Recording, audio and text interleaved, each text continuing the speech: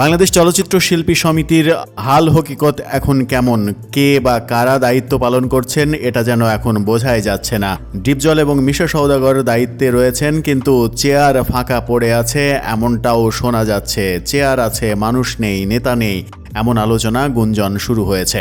সিনেমায় অভিনয় শিল্পীদের স্বার্থ রক্ষার জন্য চলচ্চিত্র শিল্পী সমিতি গঠিত হলেও গত কয়েক বছরে অন্যান্য ইস্যু আলোচনায় ছিল। বিশেষ করে শিল্পী সমিতির সাধারণ সম্পাদকের চেয়ার ছিল আলোচনার কেন্দ্রে।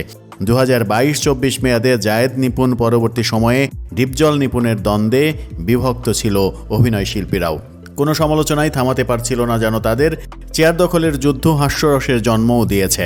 কেউ বলতে পারছিলেন না চেয়ার দখলের এই লড়াই কবে শেষ হবে। তবে 5 আগস্ট আওয়ামী লীগ সরকার পতনের পর বদলে গেছে দৃশ্যপট। শিল্পী সমিতির অফিসে সাধারণ সম্পাদকের চেয়ারটি আগের জায়গায় রয়ে গেলেও চেয়ারের পেছনে ছুটতে থাকা মানুষগুলোকে আর দেখা যাচ্ছে না। 2022-24 মেয়াদে শিল্পী সমিতির নির্বাচনের সময় থেকেই শুরু হয় সাধারণ সম্পাদকের চেয়ার দখলের লড়াই। সেই নির্বাচনে 13 ভোটে নিপুণ আক্তারকে হারিয়ে টানা তৃতীয়বার সাধারণ সম্পাদক নির্বাচিত হয়েছিলেন জায়েদ খান। পরে সেটি উল্টে গিয়েছিল। সোহানুর রহমান সোহানের আপিল বোর্ড উল্টে দিয়েছিল, আদালত পর্যন্ত গড়িয়েছিল, কিন্তু নিপুণ আক্তারই শেষ পর্যন্ত সাধারণ সম্পাদক হিসেবে দায়িত্ব পালন করেছিলেন।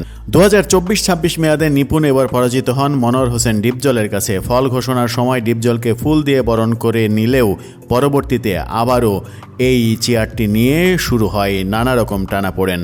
রিট করা হয় ডিপজলের বিরুদ্ধে হাইকোর্টে। অবশ্য সেই রিট আবার হাইকোর্ট স্থগিত করে দিয়েছে। ডিপজল নিপুণ মেতে উঠেছিলেন একে অপরের সমালোচনায়। ডিপজলকে অশিক্ষিত বলে কটাক্ষও করেছিলেন নিপুণ। অন্যদিকে নিপুণের পেছনে বড় শক্তি আছে বলে অভিযোগ করেছিলেন ডিপজল। নিপুণের ব্যবসা প্রতিষ্ঠানের কর্মকাণ্ড নিয়েও প্রশ্ন তুলেছিলেন। দুজনের কথার যুদ্ধে সামিল হতে দেখা গিয়েছিল জায়েদ খানকেও। কিন্তু 5 আগস্টের পট পরিবর্তনের পর আড়ালেই রয়েছেন ডিপজল, নিপুণ, জায়েদ খান।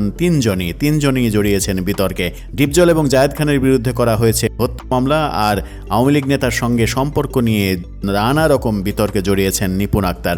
জানা গেছে জায়েদ এবং নিপুণ দুজনেই এখন দেশের বাইরে রয়েছেন। অন্যদিকে দেশে থাকলেও এখনও এফডিসিতে পা দিচ্ছেন না ডিপজল, নিপুণ, জায়েদ আড়ালে চলে গেলেও থেমে নেই শিল্পী সমিতির কর্মকাণ্ড। বৈষম্য বিরোধী ছাত্র আন্দোলনে আহতদের চিকিৎসা এবং বন্যার্তদের সহযোগিতায় তহবিল সংগ্রহ করে সরব ছিল সংগঠনটি। তবে ফাঁকা পড়ে আছে সাধারণ সম্পাদকের চেয়ার, এমনকি সভাপতির চেয়ারও যে সরব রয়েছে সেটিও বলা যাচ্ছে না।